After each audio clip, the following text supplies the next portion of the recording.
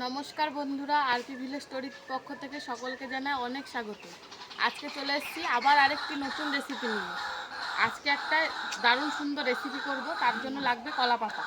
তো আগে চলো কলা পাতা কেটে নিই, তারপরে রান্নাঘরে গিয়ে কী রেসিপি হবে সেটা তোমাদেরকে দেখাবো।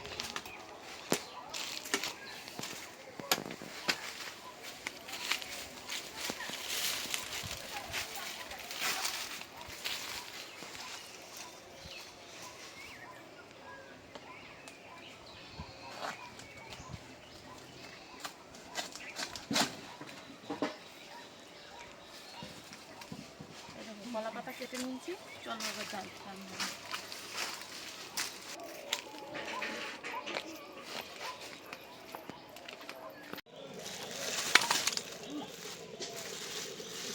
আজকে যে রান্নাটা করব সেই রান্নাটায় এইরকম ছোট ছোট পিস করে রাখা মাংস লাগবে। এবার মাংসগুলো প্রথমে আমি ধুয়ে নেব ভালো করে জল দিয়ে।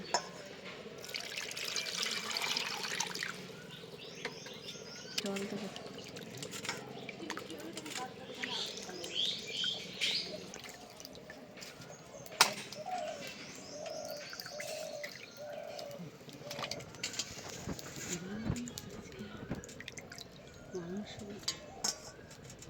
মাংস দেখো ধুয়ে রেডি করে নিয়েছি। এবার এই পাতুরির জন্য কয়েকটা মশলা আমি বেটে নেব। বাটবো কয়েকটা কাঁচা লঙ্কা, রসুন আর পেঁয়াজ।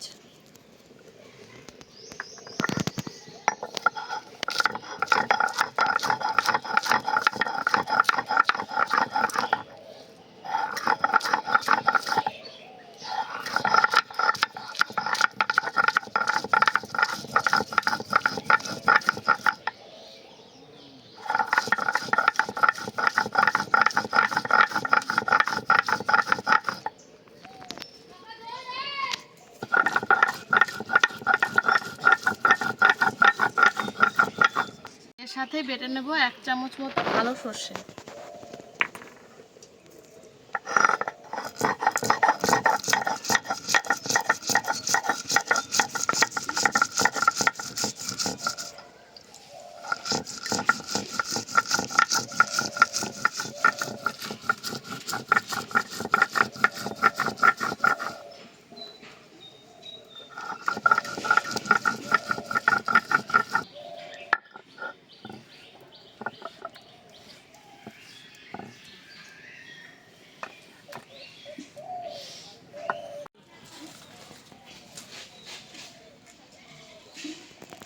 সব কিছু রেডি করে নিয়েছি। এবার মাংসটাকে খুব ভালো করে ম্যারিনেট করে নেব। প্রথমে দিয়ে দিচ্ছি বেটে রাখা মশলা,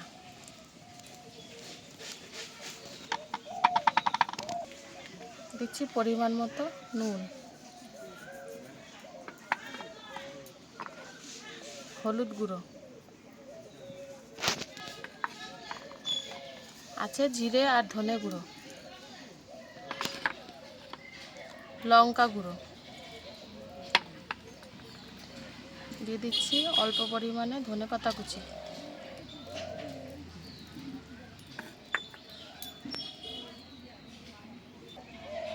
দিয়ে দিচ্ছি অল্প একটু গরম মশলা গুঁড়ো,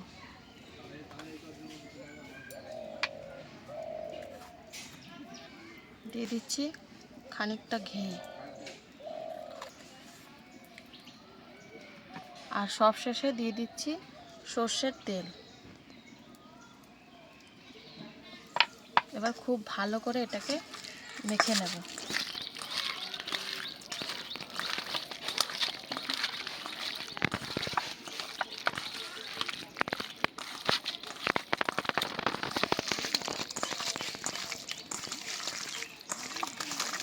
খুব ভালো করে মাখতে হবে যাতে করে মশলাগুলো মাংসের ভেতরে ঢুকে যায়।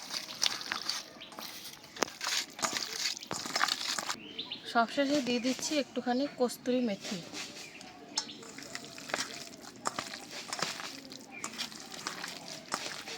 এবার এটাকে ঢাকনা দিয়ে আধা ঘন্টা রেখে দেবো রেস্টে।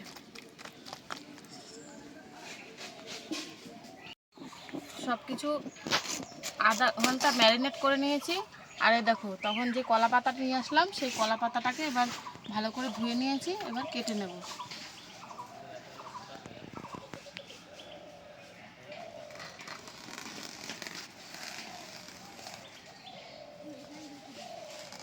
সাইডটা কেটে বাদ দিয়ে দেবো, এই ডাঁটটা আমি এরকম করে ছোটো ছোটো করে কেটে নেব।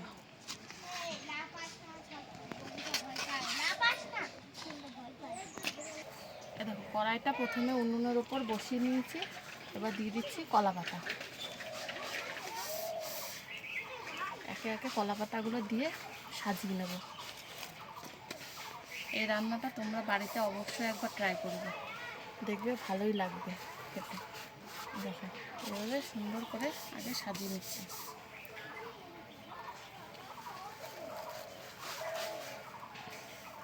পাতাগুলো সাজিয়ে নিয়েছি, এবার এই মাখিয়ে রাখা মাংসটা এর উপর খুব সুন্দরভাবে দিয়ে দেবো।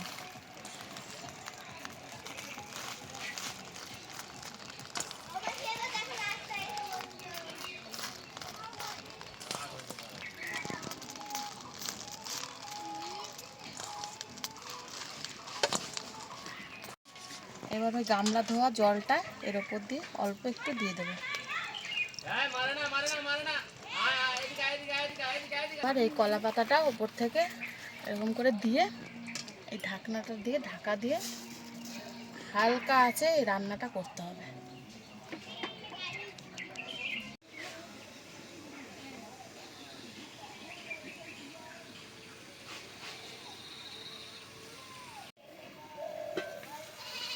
প্রায় 25 মিনিট মতো ভাপিয়ে নিয়েছি, দেখি এবার পাতুরিটা কেমন হলো। দেখো মাংসগুলো তো বেশ ভালোই সেদ্ধ হয়ে গেছে বলে মনে হচ্ছে।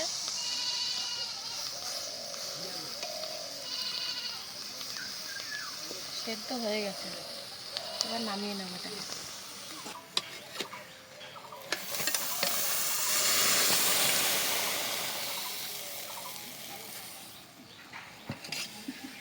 দেখো কত সুন্দর লাগছে দেখতে।